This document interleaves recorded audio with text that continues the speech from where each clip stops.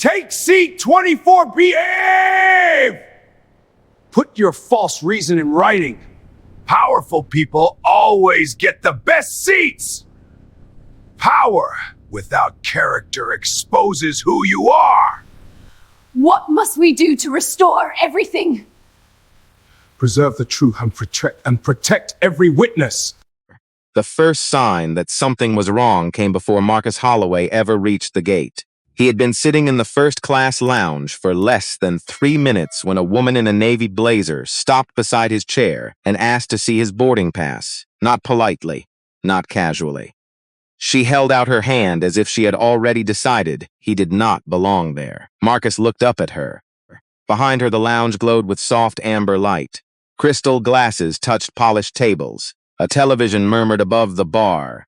Outside the wide windows, ground crews moved beneath the gray morning sky at John F. Kennedy International Airport. Around him sat lawyers, executives, retired couples, and business travelers in expensive coats. No one else had been asked to prove they belonged. Only him. Your boarding pass, sir, the woman repeated. Her name tag read Melissa Carter, Guest Services Manager. Marcus reached into the inside pocket of his charcoal wool coat and handed her the pass. She studied it longer than necessary. Meridian, Atlantic Flight 214, New York to London, first class. Seat 2A. Melissa glanced at Marcus, then back at the pass. Her eyes moved over his simple black sweater, his worn leather travel bags, and the silver watch on his wrist. It was not flashy. Nothing about Marcus was designed to announce wealth. That was intentional. Did someone give this to you at the front desk? She asked. Marcus held her gaze. I checked in through the airline application. Melissa's lips tightened. There have been issues with passengers entering the wrong lounge. I understand. His voice was calm, low, controlled. That seemed to irritate her more than anger would have. She turned the boarding pass over, as though the truth might be printed on the back. A white-haired man near the window lowered his newspaper and watched. His wife leaned toward him and whispered something Marcus could not hear. Melissa tapped the pass with one finger. This says first class. Yes. And you are traveling alone? Yes. Her questions were ordinary on the surface. Her tone was not. Marcus had heard that tone before, in hotel lobbies, in private clubs, at charity events where people assumed he was part of the staff. It was the tone of suspicion pretending to be procedure. He had learned long ago that prejudice rarely introduced itself. Policies, smiles without warmth. Melissa handed the pass back. You may remain here for now. For now. Marcus looked at the empty seats around him. Then he looked back at her. Was there a reason you needed to verify only my boarding pass? The air changed. Melissa straightened. I verify passengers when necessary based on what? The white man lifted his newspaper again, but he was no longer reading. Melissa gave Marcus a thin professional smile. Sir, I am simply doing my job. Marcus nodded once. That is not answer to the question. A flush rose along her neck. For 1 second, something sharper appeared behind her eyes.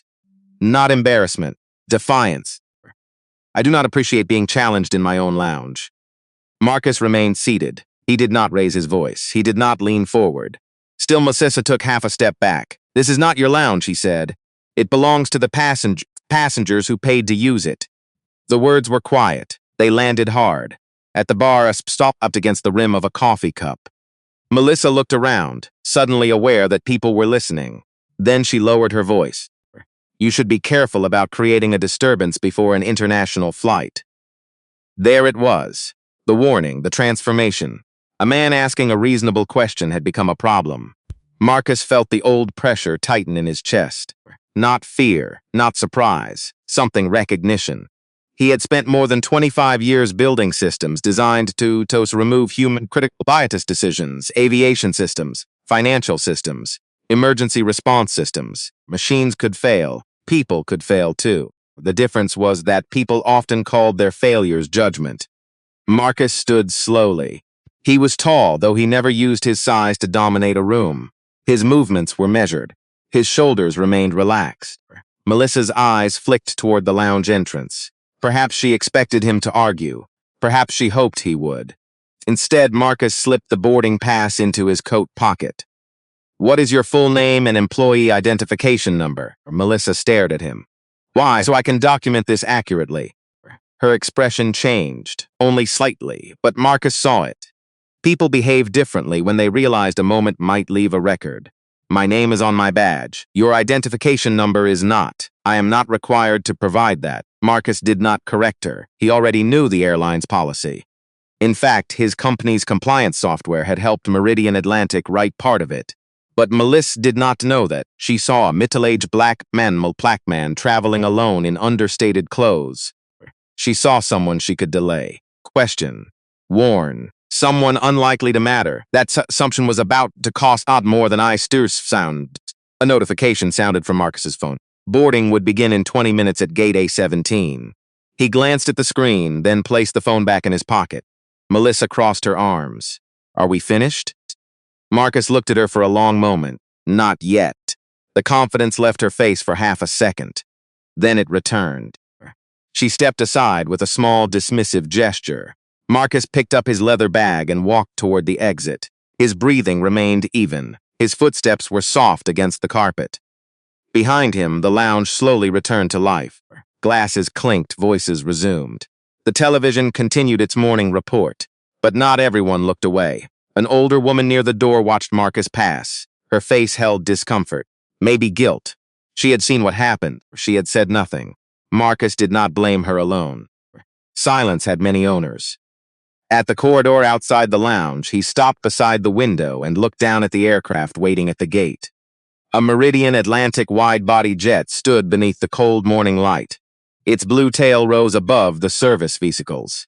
Inside that aircraft, hundreds of passengers would trust the airline with their safety, their belongings, and their dignity.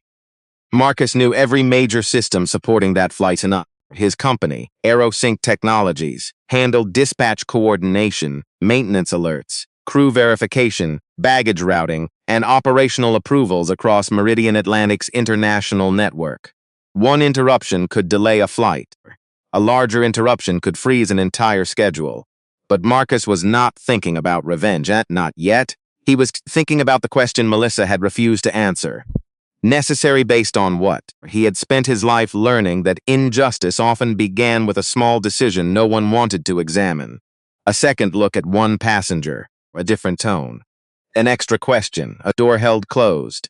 Most people noticed only when the harm became dramatic. Marcus had learned to notice sooner. He walked toward gate A17. The terminal grew louder around him. Rolling suitcases rattled over tile. Children called to their parents. Boarding announcements echoed through the high ceiling. Near the gate, a line had already formed. Marcus took his place among the first-class passengers. At the front stood Laura Bennett, the gate agent. She was smiling as she welcomed a white couple through the priority lane. Then she looked up. She saw Marcus. Her smile faded, and before he even reached the scanner, Marcus knew the lounge had only been the beginning.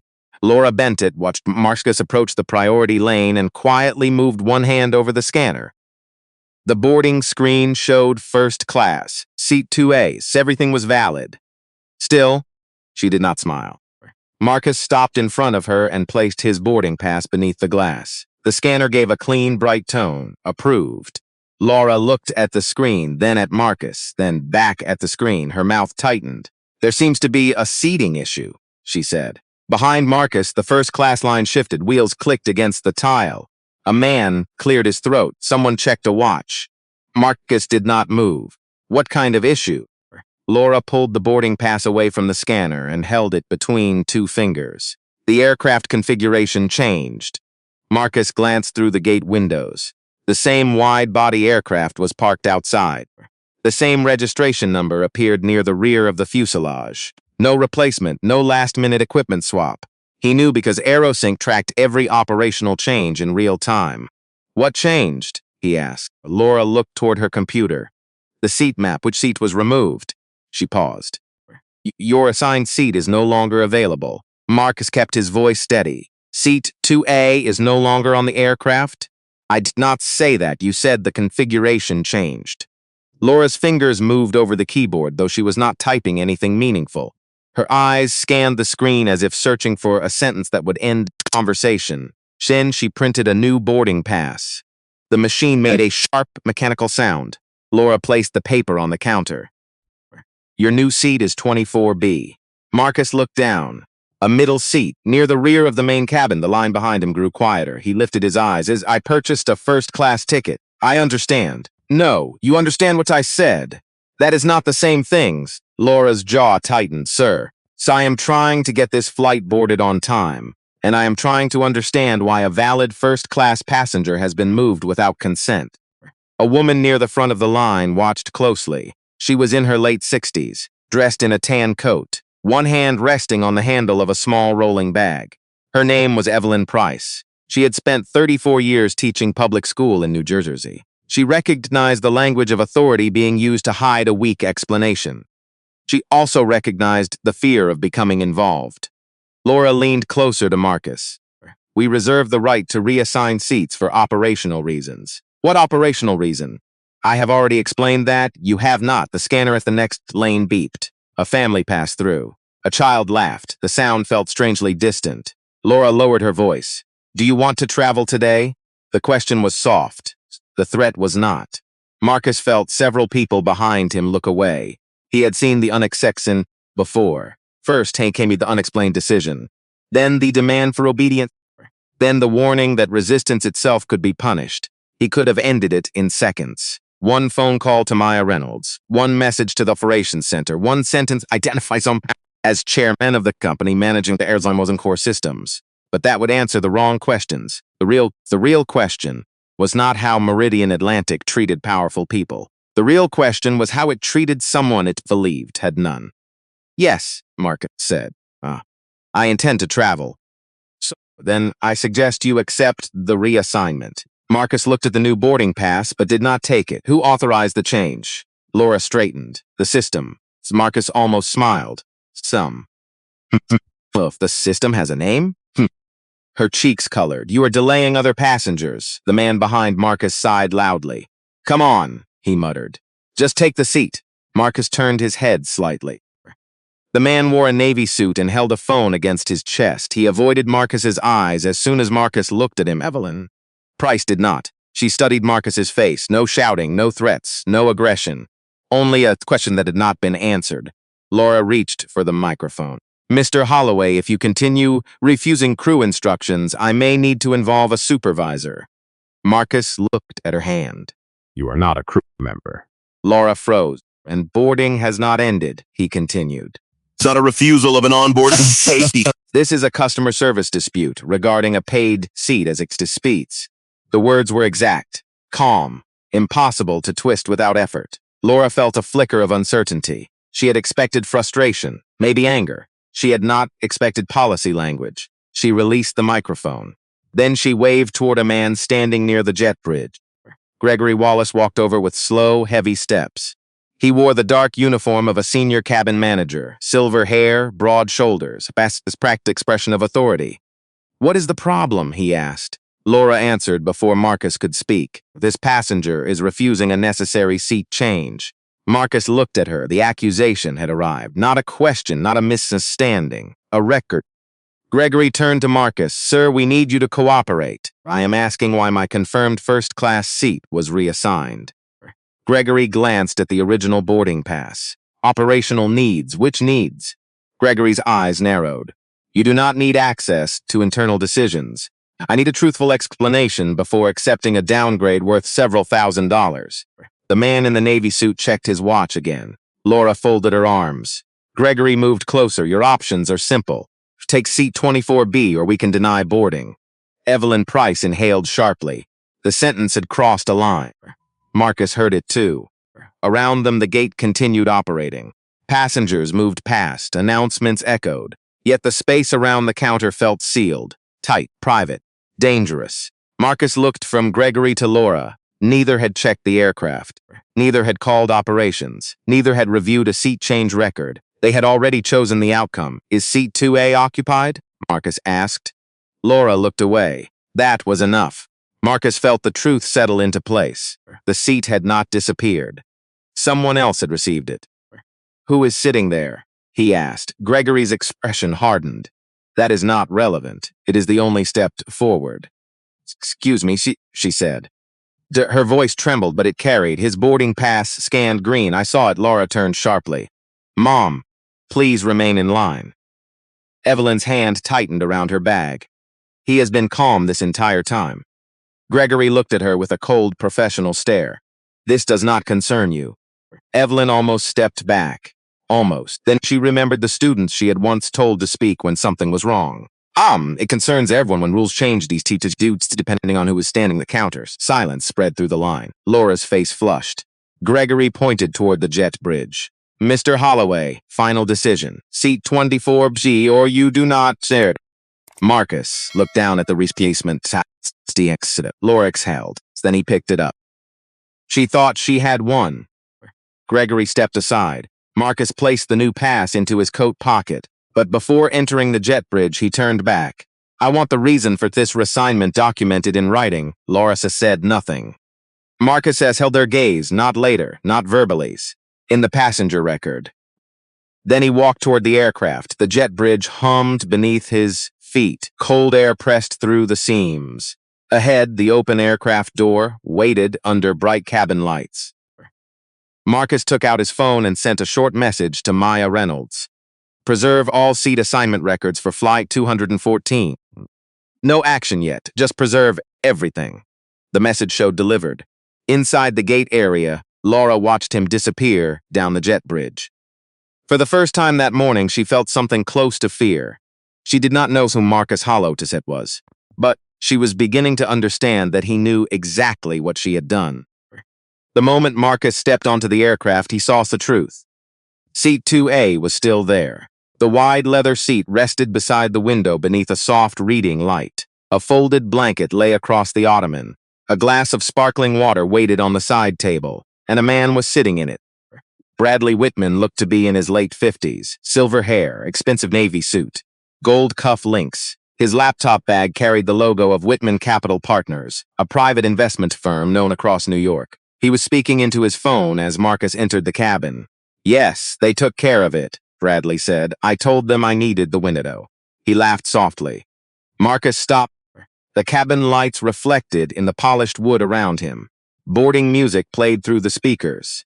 Flight attendants moved between the seats, offering drinks and hanging coats. Everything looked calm. Everything looked respectable. But the lie was sitting 5 feet away.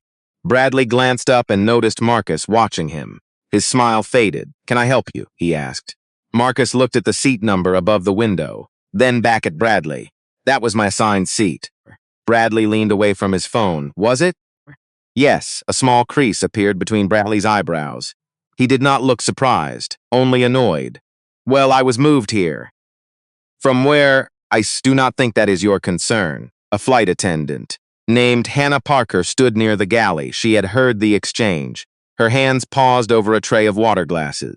She looked toward Gregory Wallace, who had followed Marcus down the jet bridge. Gregory entered the cabin and immediately stepped between the two men. Mr. Holloway, please continue to your new seat. Marcus turned toward him. You said the aircraft configuration changed. Gregory kept his voice low. We discussed this at the gate. No, you issued an order. You did not provide an explanation. Bradley shifted in the seat. Is there a problem here? Gregory faced him at once. No problem at all, Mr. Whitman. The difference in his tone was unmistakable, Whitman. The difference in his tone was unmistakable. Hard for Marcus. Bradley nodded, satisfied, and returned his phone to his ear. Marcus watched the movement. That small act told him more than any official record could. Gregory knew the man. The reassignment had not been random. A passenger waiting behind Marcus tried to squeeze past with a garment bag. Could we keep moving, she asked. Gregory gestured toward the aisle. Sir, you are Marcus aside because the people behind him had done nothing wrong. He moved deeper into the cabin. As he passed seat 2A, Bradley covered the phone with one hand. Sometimes status helps, he said quietly. It was not quite a joke. It was not quite an apology. It was something worse. A statement of how he believed the world worked. Marcus stopped beside the seat. Bradley looked up at him. For 1 second, neither man spoke. Marcus could see confidence in Bradley's eyes. The confidence of someone who had been rewarded so often that he no longer noticed the cost to others. Then Marcus said, status reveals character. It does not create it. Bradley's expression stiffened. Gregory stepped forward. Keep moving, Mr. Holloway. Marcus continued down the aisle. He passed of wide seats and quiet luxury, champagne, linen napkins, soft pillows.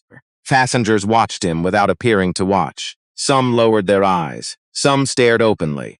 A man near the rear of first class lifted his phone, then thought better of it and put it away. Hannah followed Marcus. She had joined Meridian Atlantic 6 months earlier. She still believed the training manuals mattered. Respect every passenger. Verify before actings. Never use authority did not match any of that. What she had seen at the gate did not separating the cabins. Mr. Holloway, she said softly. Marcus turned. Hannah kept her shoulders straight, but her eyes were uneasy. I am sorry about the confusion. Marcus studied her face. Do you know why my seat was changed? Her lips parted, then closed. She looked toward Gregory. He was watching. I was not involved in the decision, she said. That was not my question. Hannah, sir. Marcus nodded. At least she had not lied. That is an honest answer. Something in expression shifted. Relief and shame. She stepped aside to let him pass. The economy cabin felt different immediately. Narrower, louder. The air carried the smell of coffee, winter coats, and recycled heat. Overhead bins slammed shut. A baby cried 3 ahead. Marcus found row 24. Seat B was between Sarah Coleman and a large man wearing headphones. Sarah rose to let Marcus enter. She was 39, resting open on her eyes and a paperback resting open on her lap. She noticed his first-class baggage tag. Then she noticed the replacement boarding pass in his hand. You were moved, she asked. Marcus lowered himself into the middle seat. Yes. From first class? Yes. Sarah looked toward the front of the aircraft. Her face tightened. That does not seem right. Marcus placed his coat across his knees. No, it does not. The man by the aisle kept his headphones on, but his eyes moved toward them. Sarah lowered her voice. Did they give you a reason? They said the aircraft configuration changed. She glanced up at the ceiling. But it is the same aircraft. Marcus looked at her. You notice my husband worked for an airline for 20 years. Equipment changes delay everything. People would be talking about it. Before Marcus could answer, Gregory appeared at the end of the row. His face was composed. His breathing was not. He leaned toward Marcus. I need your confirmation that you will follow cruise instructions during the flight. Sarah stared at him. Marcus remained still. Have I refused a safety instruction? Gregory's jaw tightened. I am asking for a simple confirmation. No, that's all. Trying to career record that suggests I was a safety concern. The man in the aisle seat removed one side of his headphones. Gregory lowered his voice. Do not make this difficult. Marcus looked directly into his eyes. You made it difficult when you replaced facts with authority. For a moment, Gregory said nothing. The cabin seemed to narrow around them. Then Marcus continued. I will follow every lawful safety instruction. I will not agree to a false description of my conduct. Sarah's breathings slowed. She had expected anger. What she saw was discipline, the kind built over years of surviving rooms where one wrong reaction could be used to erase the original wrong. Gregory straightened. This conversation is over. No, Marcus said. It is documented. Gregory's eyes flicked toward the phones around the row. Several passengers were now watching. He turned and walked away. Marcus took out his own phone before the cabin door closed. A message from Manolds waited on the screen. Seat 2A was manually released at the gate. No aircraft change, no safety issue. Override entered under Laura Bennett's credentials. Marcus read it twice. Then another message appeared. Current occupant added under executive courtesy authorization. Marcus looked toward the front of the plane. The engines had not started. The door was still open. He could stand up. He could identify himself. He could end the humiliation now. Instead, he typed one sentence. Preserve the executive authorization and all internal communications. Do not intervene yet, he pressed send. Sarah watched him put the phone away. Marcus looked at the seat in front of him. I am fighting it. Yaps, does not look like it. He turned toward her. His voice softened. Sometimes the truth needs room to show its full shape. The cabin door closed with a heavy metallic sound. The lock engaged. Outside, the jet bridge began to pull away. At the front of the aircraft, Bradley Whitman raised a glass of champagne. At the back, Marcus Holloway fastened his seatbelt. One man believed the matter was finished. The other knew it had only begun. The aircraft began to taxi and backed us into the uneasy quiet that comes before takeoff. Marcus sat between two strangers with his shoulders slightly drawn in. The seat was narrow, his knees pressed close to the seat in front of him. The artist left almost no space for his hands. Sarah Coleman watched him from the window seat. She had seen angry passengers before. People who shouted over delayed flights. People who demanded servants. Marcus was nothing like them. He sat still, too still. Still. His breathing was slow, but she could see tension in the muscles along his jaw. Across the aisle, an older man glanced at Marcus, then quickly looked away. A woman 2 rows ahead had recorded part of the confrontation at the gate. Now she stared at her phone without opening the video. Everyone had seen something. No one knew what to do with what they had seen. The engines grew louder. The floor vibrated beneath their feet. A flight attendant walked through the aisle, checking seatbelts. When she reached Marcus, she looked at his coat resting across his knees. "Sir, that needs to go under the seat in front of you." Her name was Denise Harper. She was in her early 50s, with tired eyes and a smile. Marcus folded the coat carefully and placed it beneath the seat. "Thank you," Denise said. Then she looked at Sarah. "Your window shade needs to be open." Sarah raised it. Bright morning light spilled into the row. Denise moved on. The exchange was normal, professional, respectful. That was all Marcus had wanted from the beginning. The aircraft turned onto the runway. The engines roared. Marcus felt the pressure push him back into the seat as New York blurred beyond the window. Roads became thin lines. The city faded beneath a layer of clouds. No one spoke. For several minutes, Nopal clicked. Sarah kept thinking about the gate. She remembered Laura's face when the scanner turned green. She remembered Gregory's warning. She remembered the way passengers had complained about the delay instead of asking why it was happening. She looked down at her hands. "I should have said something sooner," she said. Marcus turned slightly. "You did not know what was happening." "I knew enough." Her voice was quiet. "I knew they were not answering you. I knew they were treating you like the problem." I still stood there. Marcus studied her face. There was no performance in her apology, no request for praise, only discomfort. "That is how these moments survive," he said. "People wait until they are slowly, but by then the damage is already done." Yes, seatbelt sign, the showers on. The aircraft climbed through pale clouds. Sarah's husband used to say that companies reveal their values when nobody important is watching. Marcus important is watching. Marcus glanced at her. "That is true." She gave a tired smile.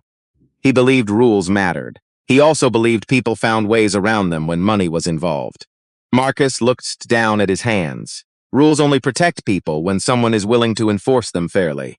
Across the aisle, the older man shifted in his seat. His name was Thomas Green. He was 71 and recently retired from a regional bank in Connecticut. He had heard every word. At the gate, he had told himself the situation was none of his business. Now that excuse felt smaller. Thomas leaned slightly across the aisle. "Excuse me," he said. Marcus looked over. "I saw what happened too." Thomas removed his glasses and wiped them with a handkerchief. "I should have spoken." His voice carried embarrassment. Marcus said nothing for a moment. Then he nodded. "You can still decide what to do next." Thomas looked at him. There was no anger in Marcus's face. That made the words harder to ignore. A soft chime sounded. The seatbelt sign switched off. The cabin filled with movement. Buckles opened. Overhead bins clicked. Flight attendants rolled carts from the galley. Sarah reached into her bag and took out her phone. "I recorded some of it," she said. "Not all, just the end." Marcus looked at the screen. The video showed Gregory standing close to him at the gate. His voice was clear. "Seat 24B or you do not board." Laura stood beside him, arms folded. The green approval light was visible on the scanner. "Thomas." Sarah's eyes sharpened. "I must stop. Thomas is the senseless. It's your original boarding pass in Laura's hand. Ask her to keep the original file," Marcus said.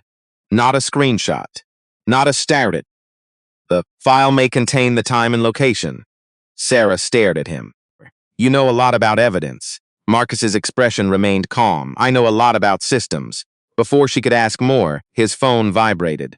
A new message from Maya Reynolds appeared. "Full audit preserved. Manual override confirmed." Executive courtesy request originated from the Office of Regional Sales Director Charles Morgan. No consent recorded. No downgrade compensation issued. Marcus read it once, then again. This was no longer a careless gate decision. Someone inside Meridian Atlantic had made a request. Laura had carried it out. Gregory had protected it, and the system had been used to make the action look routine. Another message appeared. Similar overrides found on previous flights. Reviewing pattern now. Marcus felt his chest tighten. One passenger could be dismissed as a mistake. A pattern was something else.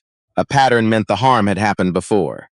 Perhaps many times, to people who had no access to internal records. To people who accepted the middle seat because they were afraid of missing a funeral, a wedding, or a final visit with someone they loved. To people who went home believing they had done something wrong. Sarah saw the change in his face. What is it? Marcus locked the phone. It may be bigger than my seat. The drink cart stopped beside their row. Denise offered water and coffee. Marcus asked for water. As she handed him the cup, her eyes dropped to the first-class tag still attached to his bag. She hesitated. You were reassigned from the front? Yes. Her fingers tightened around the bottle. Were you given a reason? No truthful one. Denise looked toward the front galley. Her face changed, just for a second. Recognition. Marcus noticed. You have seen this before, he said. Denise lowered her voice. I did not say that. You did not have to. Fear moved through her eyes. Not fear of Marcus, fear of the airline. She placed the bottle back on the cart. I have a mortgage, she whispered, and 12 years until retirement. Marcus understood institutions often survive by making people leave. I am not asking you to risk the price of security. Here, he said, but when someone asks for the truth, tell it. Denise swallowed. Then she gave a small nod and pushed the cart forward. Sarah receives to see. That was not the reaction of someone hearing this for the first time. No, Marcus said. It was not. He opened his phone and typed another message to Maya. Preserve all similar seat overrides for the last 2 years. Protect employee identities. No one who cooperates is to face retaliation. He paused before sending it. This was the point where personal humiliations became a responsibility. Marcus did not want revenge against frightened employees. He wanted the truth. The entire truth. He pressed send. Far ahead, behind the closed curtain, Bradley Whitman reclined in seat 2A with a glass beside him and his shoes removed. He believed the favor had cost nothing. In row 24, Marcus Holloway stared at the dark screen of his phone. The records were safe. The witnesses were beginning to speak. And somewhere inside Meridian Atlantic, a hidden pattern was starting to surface. The first operational alert appeared at Meridian Atlantic headquarters 20 minutes after the aircraft reached cruising altitude. It was not dramatic at first. A yellow warning flashed across a dispatcher's screen in Queens. Non-essential optimization service unavailable. The dispatcher frowned, clicked the message, and tried again.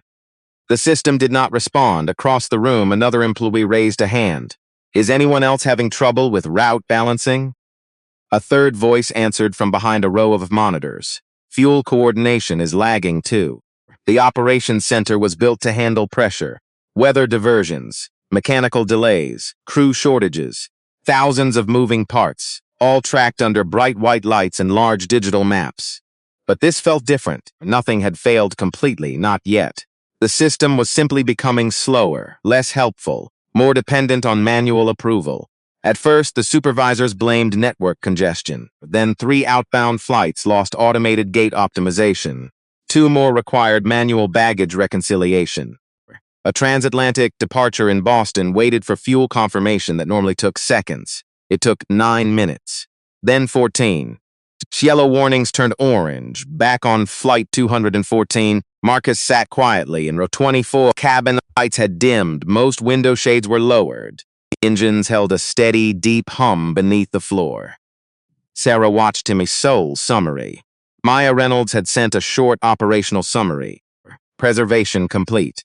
Limited suspension initiated on non-essential support functions. Safety systems remain active. No aircraft currently in flight will be affected. Marcus read the last sentence twice. Safety systems remain active. That line mattered more than everything else. He had no intention of using passengers as leverage. Not one aircraft would lose navigation support.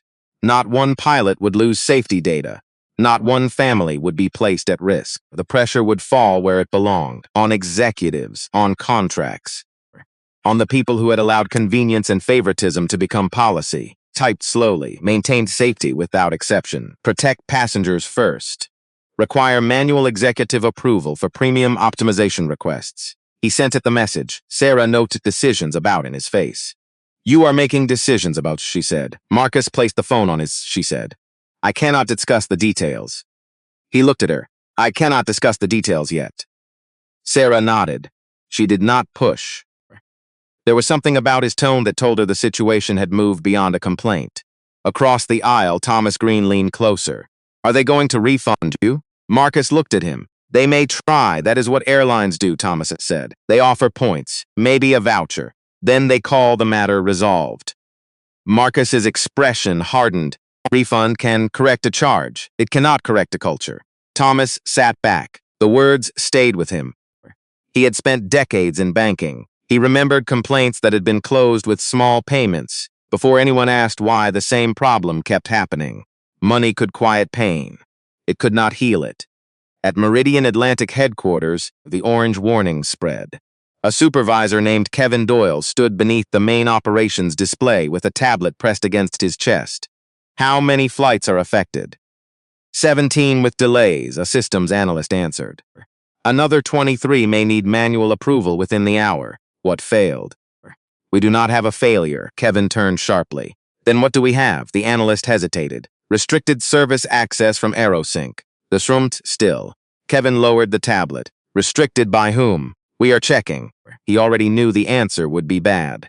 Aerosync Technologies did not restrict service by accident. The company handled the invisible structure beneath Meridian Atlantic's daily operations. Scheduling, dispatch support, maintenance coordination, baggage routing, data that most passengers never saw but every flight depended on.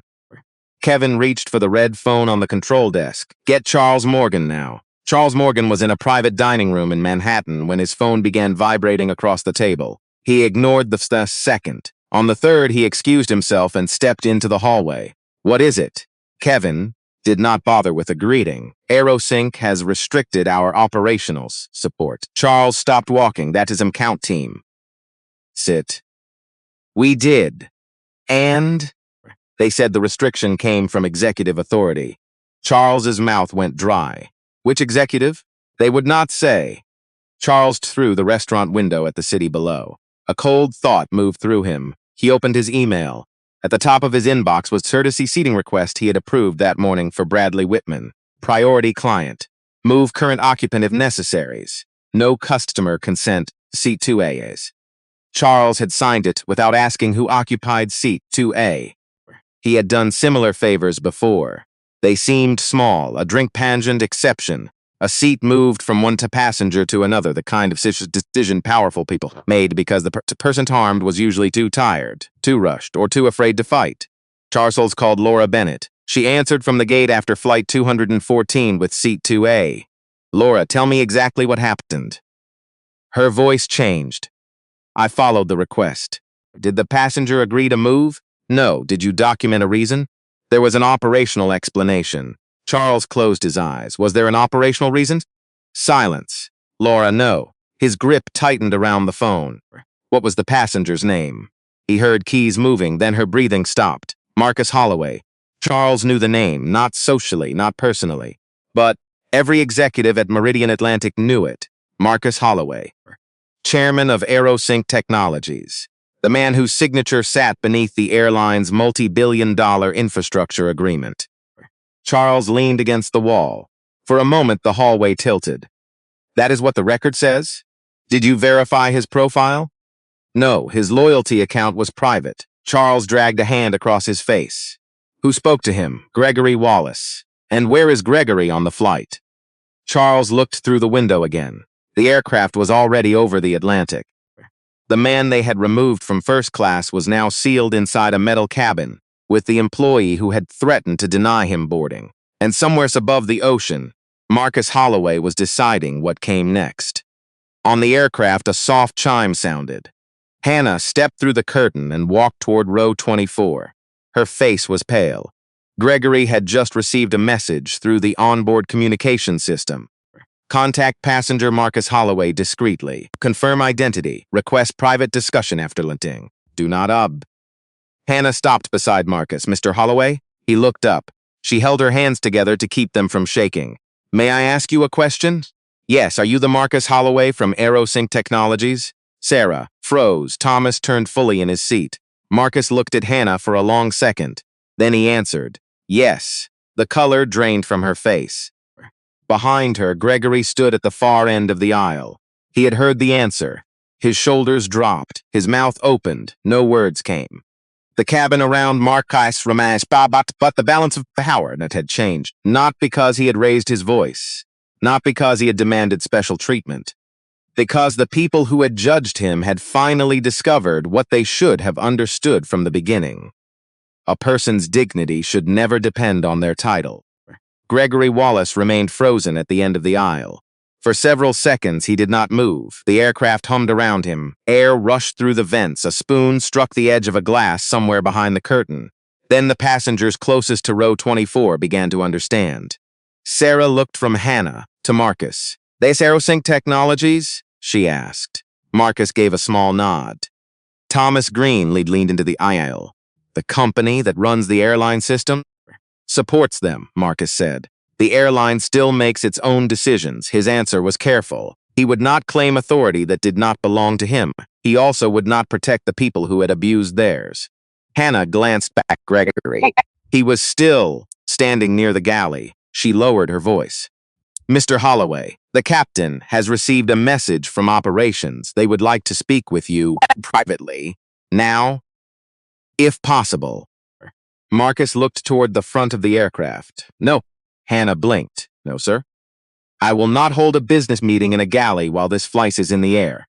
She nodded quickly. Of course. And I will not discuss a passenger complaint in front of the employee involved. Hannah understood at once after landing in a proper room. With records present, Gregory finally started walking toward them. His steps were slower than before. The confidence he had worn at the gate was gone. His shoulders seemed heavier. His face had lost color. Mr. Holloway, he said. Marcus looked. Gregory stopped beside the row, but did not lean over him this time. I believe there may have been a misunderstanding. Sarah's eyes widened. Thomas let out a quiet breath. Marcus remained still. What part was misunderstood? Gregory looked at the passengers around them. We should speak privately. You wanted the reassignment handled publicly. Gregory's lips pressed together. That was before I had all the information. Marcus held his gaze.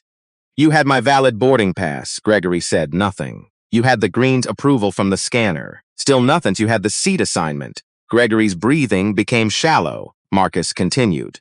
You had enough information to treat me with respect. The words were not loud. They did not need to be.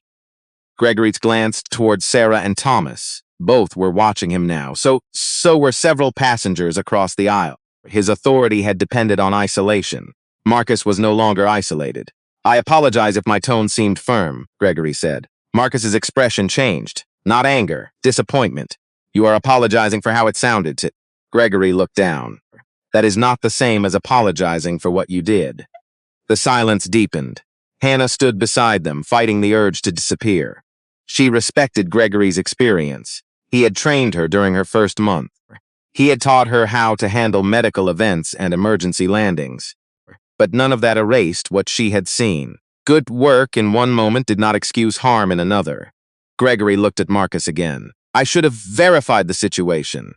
Yes, I should not have assumed you were refusing instructions. No, Gregory Swallowsis, and I should not have threatened to deny boarding. Marcus watched his face. This time the apology was closer to the truth, but it still came after the title. That mattered. Would you be saying this if you still believed I was an ordinary passenger? Marcus asked. Gregory's mouth opened, then closed. He could have lied. He did not. I do not know. The answer hung in the air. Painful. Honest. Marcus nodded once. That is the problem. Gregory stepped back. For the first time since the gate, he had no response. He turned and walked toward the front. Hannah stayed. Her eyes were wet, though she kept her voice steady. I am sorry. Marcus looked at her. For what? For seeing something wrong and waiting for permission to admit it. Sarah lowered her eyes. The words reached more than one person. Marcus softened. Fear is real. Jobs are real. Bills are real. Hannah nodded. But silence has a cost, too, he continued. Usually someone else pays it. She took a slow breath. What should I do? Tell the truth when the airline asks, what if they do not want the truth? Tell it anyway. Hannah nodded again. This time there was strength in it. She returned to the galley. The news traveled quietly through the cabin, not through an announcement, through whispers. A passenger searched Marcus's name on his phone. Another recognized his photograph from a business article. A retired engineer across the aisle remembered reading about Aerosink's emergency routing platform. Within minutes, people who had ignored Marcus at the gate were looking at him differently. Some with curiosity, some with respect, some with embarrassment. Marcus noticed every glance. None of them brought comfort. Sarah leaned closer. You hate this part, do you not? What part? The moment people decide you matter because they learn what you own. Marcus looked toward the dark window. Clouds stretched beneath the aircraft like a pale, frozen sea. Yes, his voice was quieter now. My father worked maintenance at an airport in Ohio. He wore a uniform with his name stitched above the pocket. People walked past him without seeing him. Sarah listened. He knew more about those machines than most executives in the building. But the way people treated him depended on whether they thought he could do something for them. Marcus paused. He taught me respect given only to powers is not respect. It is fear wearing good manners. Sarah felt the words settle deep inside her. Her own father had spent 40 years driving a city bus. He had come home tired but proud. She remembered customers who thanked him as who spoke through him as though he were part of the seat. People often revealed themselves in how they treated they did not need. A chime sounded from the overhead panel. The captain's voice entered the cabin. He announced that the flight remained on schedule and that weather over the Atlantic was clear. He said nothing about the operational crisis growing on the ground. At Meridian Atlantic headquarters, it was getting worse. Manual approvals were stacking up. Gate assignments were slowing. Baggage connections were missing optimization windows. Executives moved through the operations center with phones pressed to their ears. No safety system had been touched, but every convenience they had taken for granted was now gone. The airline could still operate. It simply had to feel the weight normally carried by Aerosink. Charles Morgan stood in a glass conference room overlooking the floor. Kevin Doyle faced him across the table. You authorized the seat request, Kevin said. Charles looked at the email printed before him. Yes. Did you know who was being moved? No. Kevin stared at him. Charles heard the answer after saying it. He understood how cheap it sounded. He had not known Marcus was powerful. That was a defense. Defense. And this the piece of bet across the table. Kevin pushed the paper across the table. You should not have needed to know. Charles said nothing. Back on the aircraft, Marcus received another message from Maya. Meridian Atlantic has requested immediate executive contact. They know your identity. Marcus typed his response. No negotiation in flight. Preserve safety. Continue limited restrictions. Then he added one more line, no employee retaliation, especially Hannah Parker and Denise Harper. He pressed send. Sarah watched him lock the phone. What happens when we land? Marcus looked toward the closed first-class curtain. They will try to make this about me, and you will not let them? No. His voice was calm again. This is about everyone they believed would never be heard. Ahead of them, Gregory stood alone in the galley. Behind the curtain, Bradley Whitman had learned whose seat he had taken. The champagne no longer tasted expensive, and thousands of feet above the Atlantic, the people who had mistaken silence for weakness were beginning to understand the difference. The wheels struck the runway at Heathrow with a hard burst of sound. Rubber screamed against pavement. The cabin shook. Then the engines roared in reverse, pressing every passenger forward against their seatbelts. Marcus remained still. Outside the window, rain streaked across the glass. Service vehicles moved beneath a gray London sky. Inside the air, phones began to light up as signals returned. Sarah looked at Marcus. His face had changed, not softer, more focused. The flight was over. The real confrontation was about to begin. Before the aircraft reached the gate, Marcus received 3 messages. The first came from Maya Reynolds. Meridian Atlantic has agreed to a formal meeting upon arrival. The second came from the airline's chief operating officer. Mr. Holloway, we deeply regret the inconvenience. We are prepared to resolve this immediately and privately. The third came from an unknown number. We can offer full reimbursement, future first-class travel, and executive assistance. Please allow us to correct this discreetly. Marcus read the messages without expression. Then he placed the phone face down on his leg. Sarah had seen enough of the screen to understand. They're already offering you things. Yes. Will you Marcus looked toward the first-class curtain. They are offering comfort. He paused. I am asking for accountability. The aircraft stopped at the gate. The seatbelt sign remained on. A murmur moved through the cabin when passengers realized the door was not opening. Then the captain spoke. Ladies and gentlemen, we have been asked to remain seated for a few additional minutes while ground personnel complete an arrival procedure. The announcement was calm, the tension was not. At the front, Gregory stood beside the main door with his hands clasped behind his back. His face was tight. He avoided looking toward row 24. Bradley Whitman remained in seat 2A. He had put his shoes back on. His glass was empty. The confidence he had carried at departure was gone. When the door finally opened, 2 Meridian Atlantic executives entered the aircraft. A woman in a dark gray suit came first. Behind her was Charles Morgan. Marcus recognized him immediately. Charles recognized Marcus too. Their eyes met across the length of the cabin. Charles stopped walking. For 1 second, the entire chain of decisions became Viz's faith, the favor, the override, the false explanation, the threat, all of it. The woman beside him whispered something. Charles forced himself forward. Passengers began gathering their belongings, but no one moved quickly. They wanted to see what happened next. The woman approached Marcus first. Mr. Holloway, I am Rebecca Shaw, Regional Director for Meridian Atlantic. We have arranged a private meeting room inside the terminal. Marcus unfastened his seatbelt. Who will be present? Captain Robert Sullivan, Mr. Morgan, Mr. Wallace, and our legal and customer relations representatives. Laura Bennett? Rebecca hesitated. She is in New York. Then her written statement and system access records should be available. Rebecca gave a small nod. We will obtain, stood. The narrow row 4 stiffened as he stood the aisle. Sarah, rows 2. I have the video, she said. Rebecca looked at her. What video? The gate confrontation. Charles turned sharply. Sarah tightened her grip on her phone. I recorded part of it. I am willing to provide a copy. Thomas stood across the aisle. My wife has photographs with time information. Rebecca looked from one witness to the other. The situation was no longer private. It had evidence. It had witnesses. It had a pattern. Marcus picked up his coat and bag. Hannah Parker and Denise Harper are not to be questioned without protection against retaliation. Rebecca's eyebrows lifted. We do not retaliate against employees. Marcus looked directly at her. Then putting that protection in kiting should be easy. Rebecca said nothing. The passengers watched Marcus walk toward the front. When he reached first class, Bradley stood beside seat 2A. For the first time, the 2 men faced each other without Gregory between them. Bradley held out a hand. Mr. Holloway, I had no idea that seat belonged to you. Marcus did not take and you knew it belonged to someone. Bradley's arm slowly lowered. I was told the airlines could make the change, and that made it acceptable.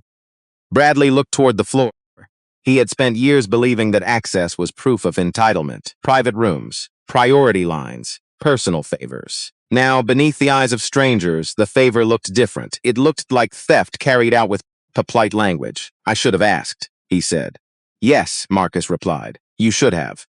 There was no cruelty in his voice. That made Bradley's shame sharper. Marcus continued toward the door. In the terminal, airport staff led the group through a side corridor. Fluorescent lights reflected on the polished floor. Rain tapped against the tall windows. No cameras waited, no reporters. Only employees who had been told that a serious executive matter required immediate attention. The meeting room was small and plain. A long table, bottled water, a wall clock, a screen connected to the airline network. And Robert Sullivan was already seated. He stood when Marcus entered. Mr. Holloway. Marcus took the chair across from him. Rebecca sat to his left. Charles and Gregory sat together on the opposite side. A lawyer introduced herself, but Marcus raised one hand. Before anyone describes this as an inconvenience, I want the facts entered into the record. The room became quiet. Marcus placed his original boarding pass on the table. Seat 2A. Confirmed. Paid. Scanned as valid. Then he placed the replacement pass beside it. Seat 24B, issued without consent. Rebecca opened a file. Our preliminary understanding is that there was confusion involving an executive courtesy request. No, Marcus's voice was firm. There was no confusion. He looked at Charles. Someone requested my seat, then at Gregory. Someone refused to verify the reason, then toward the screen. And someone created a false operational explanation to make the decision appear legitimate. Charles shifted in his chair. The request was intended to assist a high-value client. Marcus leaned back, so the harm was intentional. Charles looked startled. That is not what I said. It is exactly what you said. The wall clock ticked. I accept relief for checking the records. Marcus turned to him. You also described me as uncooperative.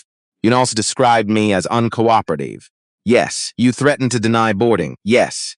Did I shout? No. Did I refuse safe instructions? No. Did I threaten anyone? No. Marcus let the silence sit.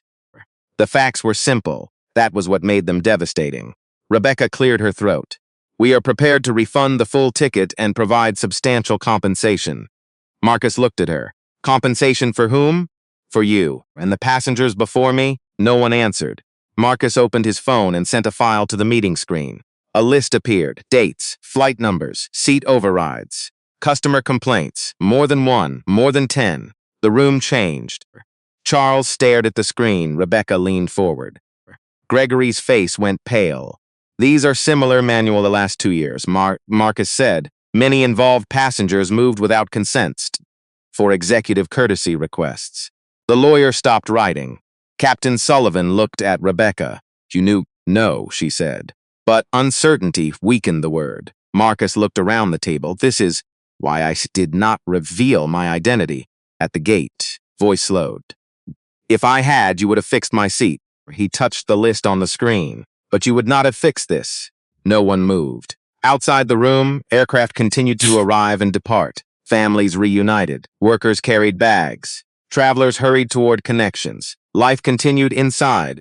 A system built on quiet favors had finally been forced into the light. Marcus folded his hands on the table. I will give Meridian Atlantic one opportunity to respond. Rebecca's breathing tightened. What are you asking for? Marcus looked at each person in turn.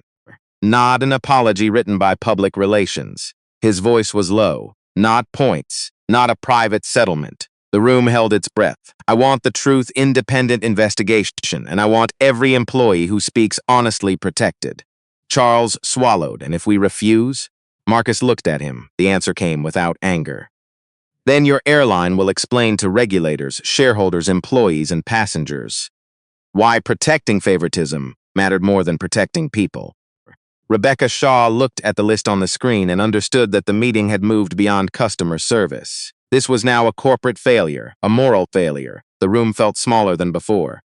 The air conditioner hummed above them, rain tapped against the window in a steady rhythm. Charles Morgan stared at the table. Gregory. Wallace sat with both hands locked together. Captain Sullen looked from one face to another, waiting for someone to take control. No one did. Marcus finally broke the silence. There are 3 conditions. Rebecca lifted her eyes. Go ahead.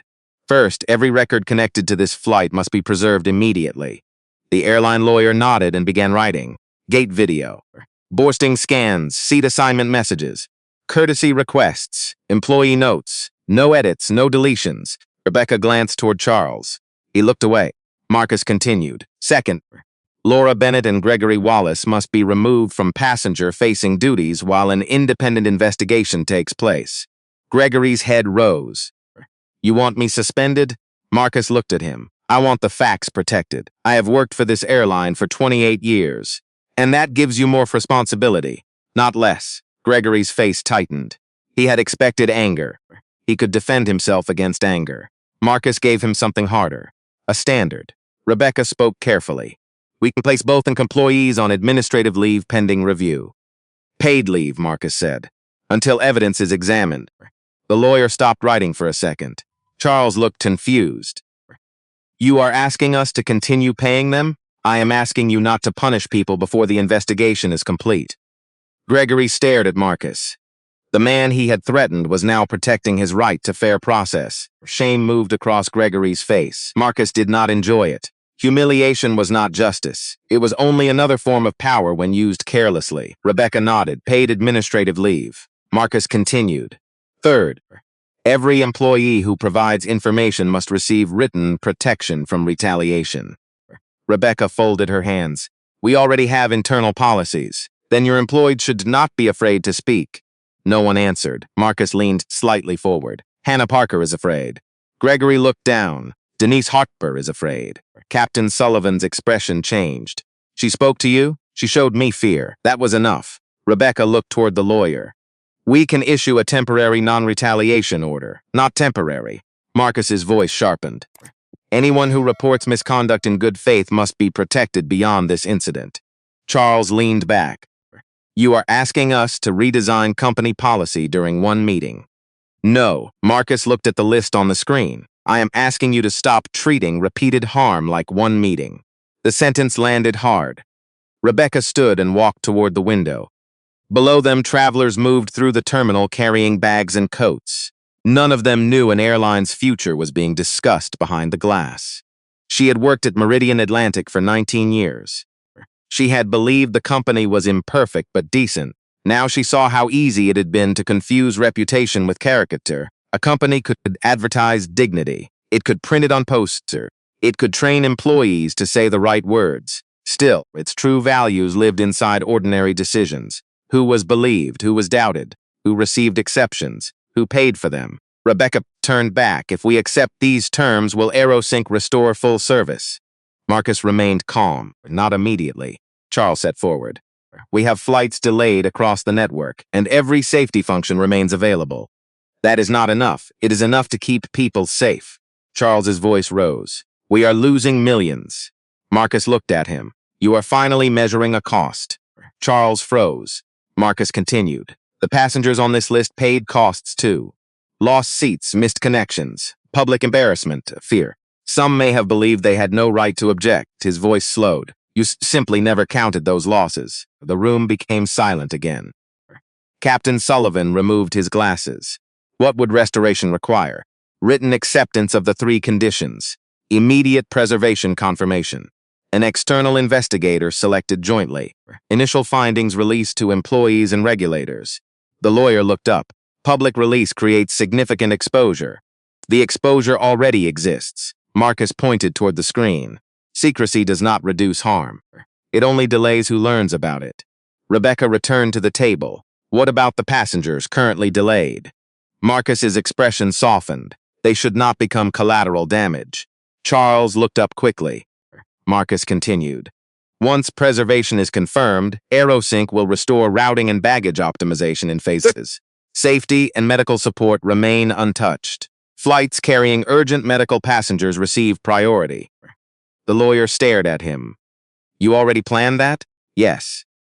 Marcus had planned it before the restrictions began. That was the difference between pressure and recklessness. Power without restraint was the problem that had brought them there. He would not repeat it. Rebecca looked at him for a long moment. Then she turned to the lawyer. Prepare the agreement. Charles placed both palms on the table. Rebecca, we should call the board first. The board allowed courtesy requests without arguments. We do not know that. We know enough to preserve evidence. Charles shook his head. This could destroy careers. Marcus answered before Rebecca could. Truth does not destroy honest careers. Charles looked at him. What if people made mistakes? Then the investigation should distinguish mistakes from patterns. And if it finds bias, then you fix it. The simplicity answer made Charles angry. Real change was never simple. It meant lawsuits, headlines, resignations, years of rebuilding. But beneath the anger was another feeling, fear, not of being misunderstood, of being understood perfectly. A knock sounded at the door. Hannah Parker stood outside with Denise Harper. Rebecca opened it. Both women entered slowly. Denise held a folded piece of paper. Hannah kept her hands at her sides. Captain Sullivan looked surprised. Why are you here? Hannah glanced at Marcus, then at Gregory. We were told witnesses could provide statements. Rebecca pulled out 2 chairs. You may sit. Some need clear before I speak. Her voice trembled. Will I lose my job?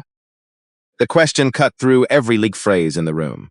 This was the human cost of a broken culture, not only the passenger who was harmed, The employee who saw the harm and believed honesty could ruin her life. Rebecca looked at Marcus. He did not answer for her. This was her responsibility. No, she said. You will not be punished for a truthful statement. Denise held her gaze. Can I have that in writing? Rebecca nodded. Yes. The lawyer drafted the sentence immediately. Denise read it twice before signing. Then she placed her folded paper on the table. I have kept notes. Gregory looked up sharply. Denise opened the paper.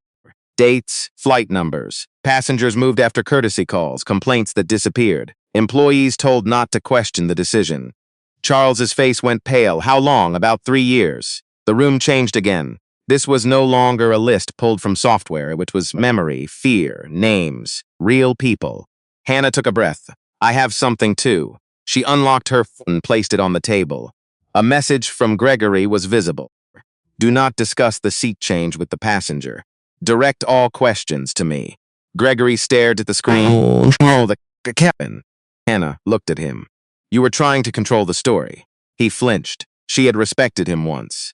That made the truth more painful. Marcus watched both of them, a senior employee facing what he had become. A young employee learning that courage often arrived with shaking hands. Healing did not begin when everyone felt comfortable. It began when someone stopped pretending. Rebecca read the drafted agreement. Then she signed it. Captain Sullivan signed next. The lawyer added her name. Charles hesitated. His pen hovered above the paper. Marcus said nothing. No threat. No command. Only silence.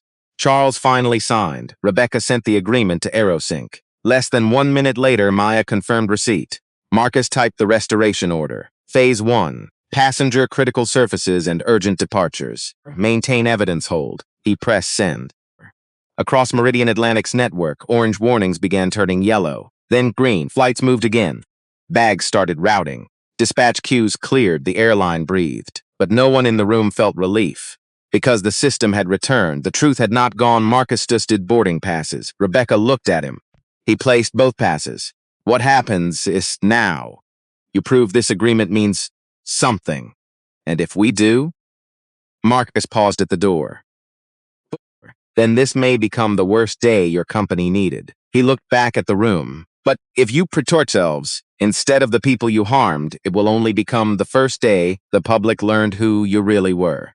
2 weeks later, the first independent findings reached Meridian Atlantic's board. The report arrived before sunrise.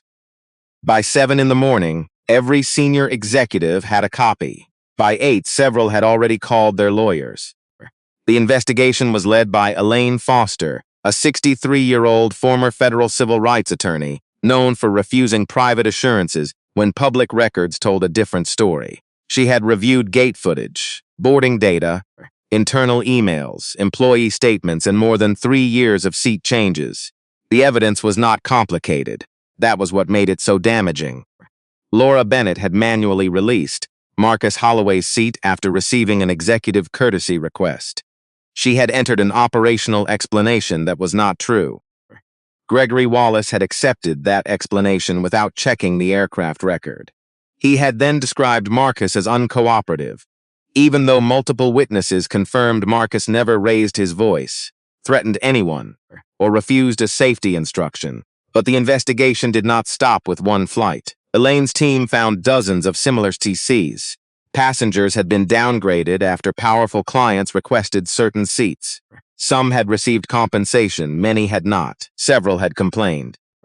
Most of those complaints were closed with language such as customer misunderstanding, communication issue, or operational necessity. None of those phrases described what had actually happened. Favoritism had become routine. Bias had made it easier to decide who could be displaced, and silence had protected both.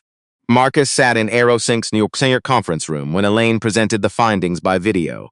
Maya Reynolds sat beside him. Across the screen, Rebecca Shaw and Meridian Atlantic's board members listened without speaking. Elaine adjusted her glasses and turned a page. We found no written policy directing employees to target passengers by race, she said. One board member released a quiet breath. Elaine looked directly into the camera. That does not mean race was irrelevant. The room tightened again, she continued. Employees were given broad discretion. Wealthy clients were given informal priority.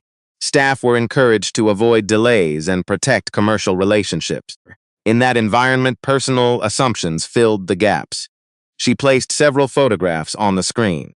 Passengers moved from premium cabins, older travelers, immigrants, people traveling alone, several black passengers, several Latino passengers. Some spoke English with accents.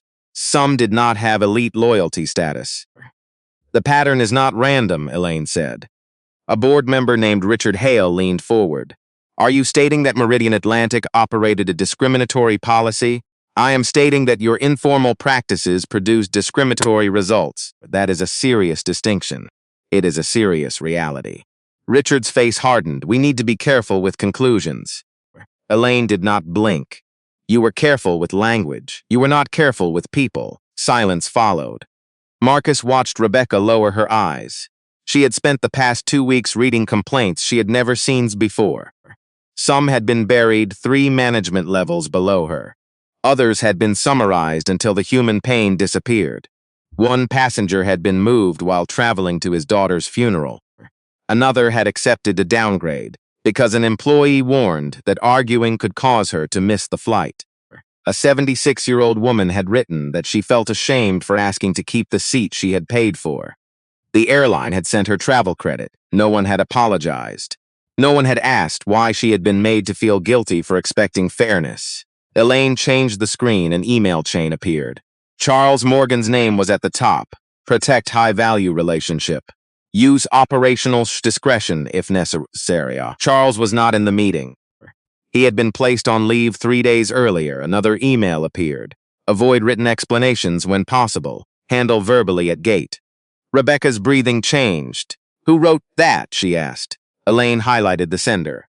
A vice president of customer strategy. One of Rebecca's closest colleagues. The boardroom on the other side of the screen went still. This was no longer a few frontline employees making poor decisions. Senior managers had created pressure. Lower-level workers had carried it out. Passengers had absorbed the harm. Then the company had called each incident isolated. Marcus finally spoke. How many employees reported concerns before this flight? Elaine looked at her notes. 11. Maya turned toward him.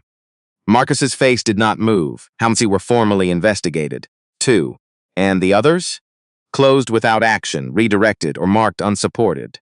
Rebecca covered her mouth with one hand. 11 people had tried to speak. The company had not lacked warnings. It had lacked courage. Elaine continued. Denise Harper's records helped confirm the pattern. Hannah Parker's messages showed that employees were discouraged from discussing questionable decisions with passengers.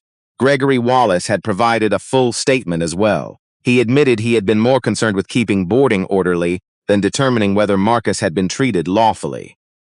He admitted that Marcus's calm questions had felt like a challenge to his authority. He also admitted something harder. He had assumed that a man dressed like Marcus, traveling without an assistant or visible status, would not have the power to contest the decision. That sentence appeared on the screen. Marcus read it twice. There it was. The belief beneath the entire event, not that Marcus was wrong, that Marcus could be ignored. Elaine closed the report.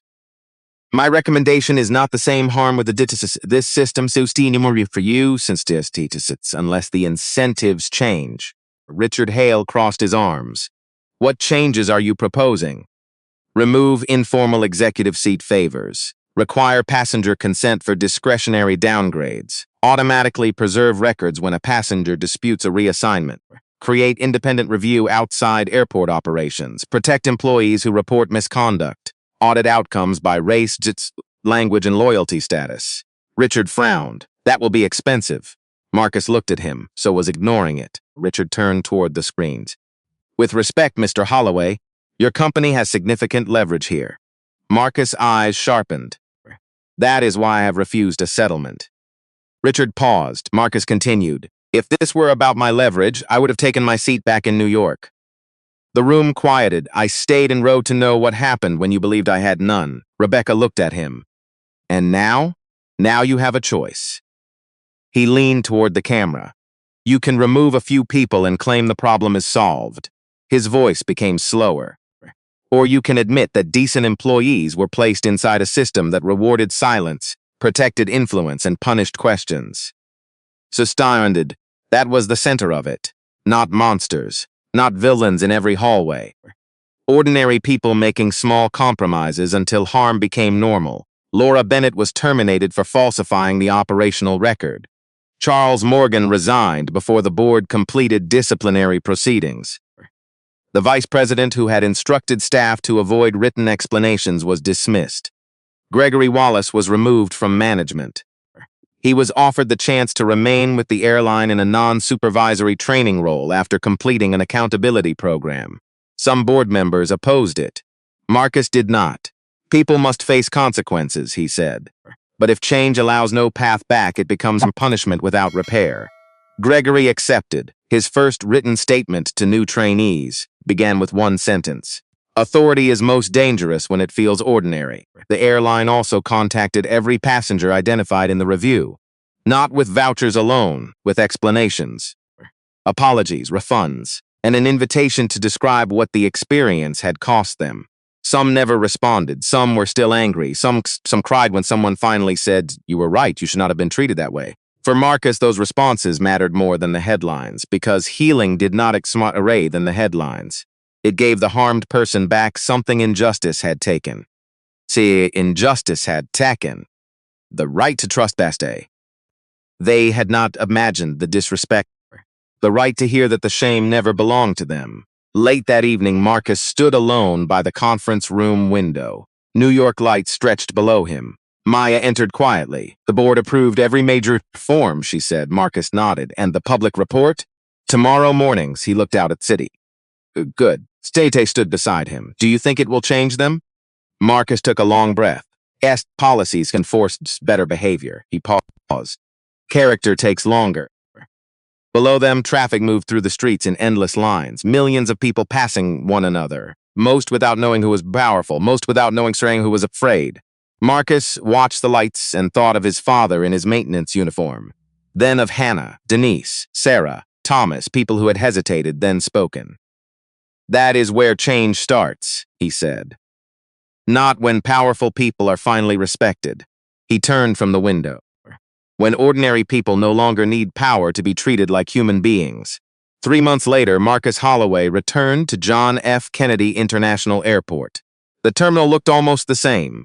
Rolling suitcases crossed the polished floor. Coffee machines hissed behind crowded counters. Boarding calls echoed beneath the high ceiling. But some things had changed. Near every gate, a new notice explained passenger rights during seat reassignments. Employees were required to provide a clear reason. Consent had to be recorded. Complaints triggered an automatic review. The words were simple. The meaning was not. They existed because one man had refused to accept a lie. Marcus walked through the terminal alone. He wore the same charcoal coat and carried the same worn leather bag. Mouse, no assistant, no security detail. No visible sign that his decisions could affect an international airline network. He preferred it that way. Power revealed very little about a person. How they acted when no one recognized them revealed much more. At gate B22, a small crowd had gathered near the boarding counter. Marcus slowed. A man in his 70s stood in front of the scanner. His name was Harold Jenkins. He wore a brown jacket and held a paper boarding pass with both hands. Beside him stood his wife, Margaret. Her breathing was pressed against her chest. A gate supervisor pointed towards the general boarding line. Your upgrade was removed, he said. You need to wait with the other group. Harold looked confused. My wife has a heart condition. Supervisor gave a tired sigh so she would not have to stand.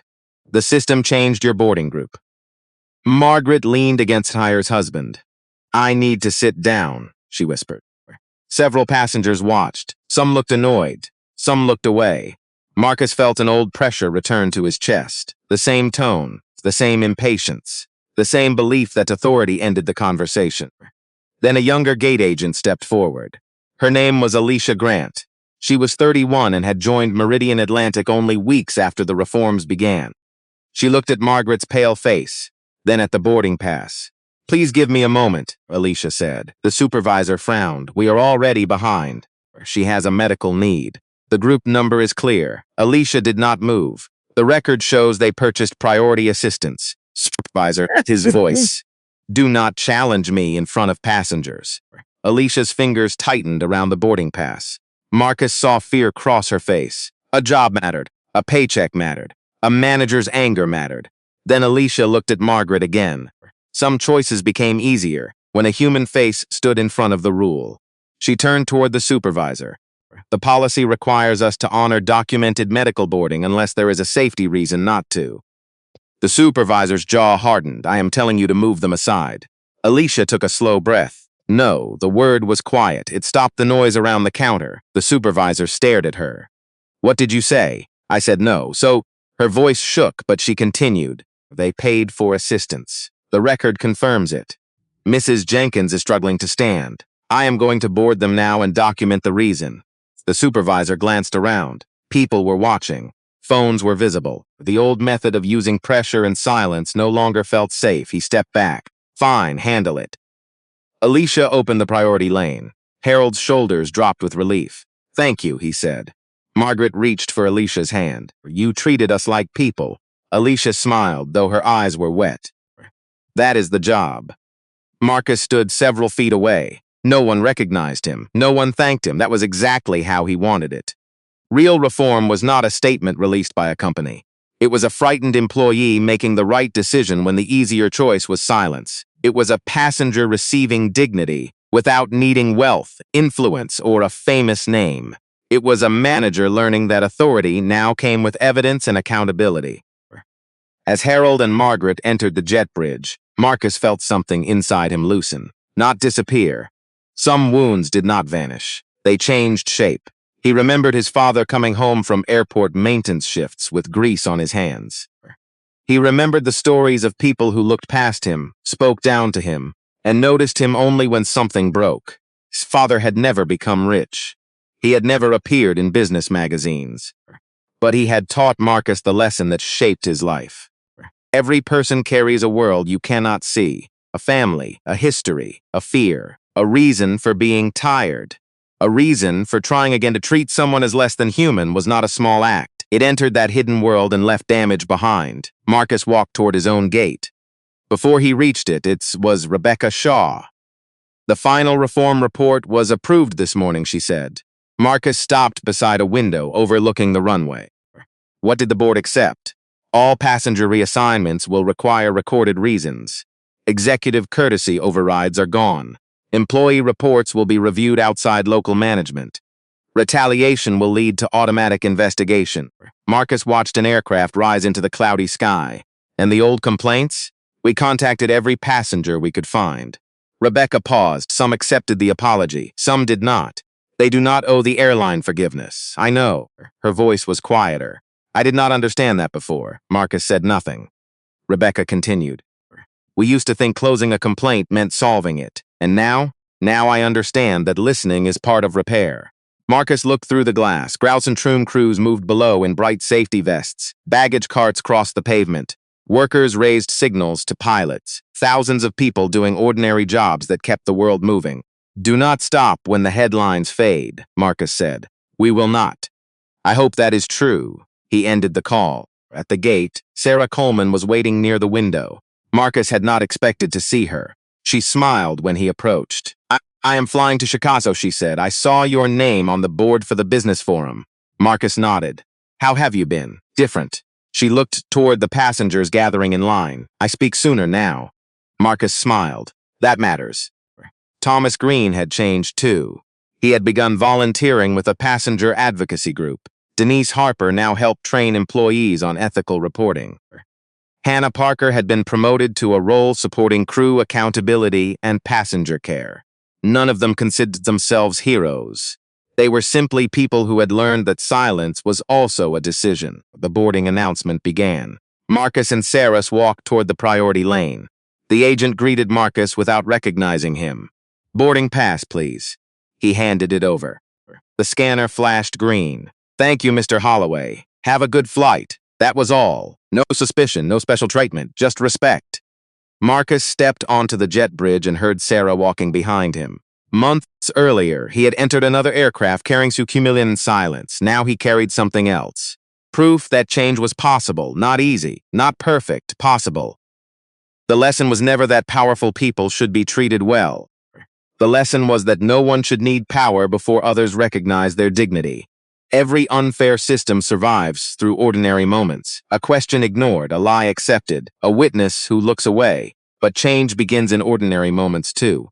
A worker who tells the truth, stranger who records what happened, a manager who admits failure, a person who refuses to let someone else stand alone. If this story reminded you that dignity belongs to everyone, support it with a like and subscribe for more stories about courage, justice, and human decency.